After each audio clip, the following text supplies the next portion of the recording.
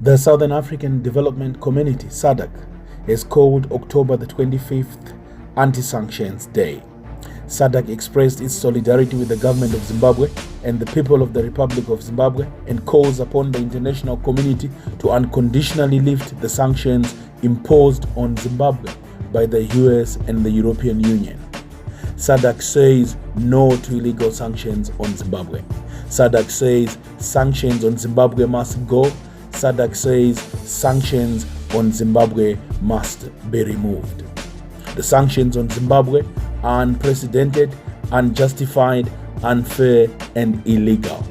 To date, Zimbabwe has had a lot of economic damage because of sanctions imposed in 2001.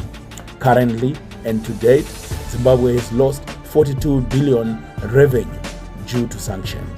Zimbabwe has lost 4.5 billion multilateral donor support because of sanctions. Zimbabwe has lost 12 billion loan support from the IMF, African Development Bank, and World Bank because of sanctions.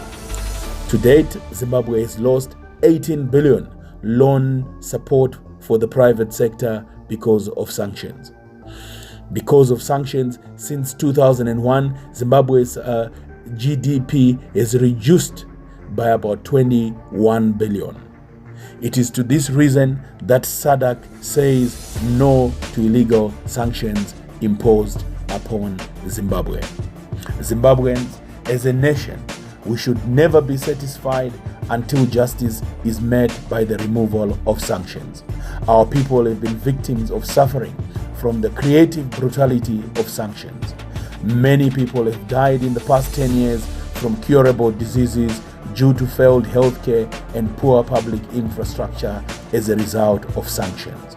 It is to this reason that I stand and say sanctions on Zimbabwe must go. Sanctions on Zimbabwe must be removed. SADC has called for Zimbabwe to be freed from sanctions. I thank you. Aluta continua.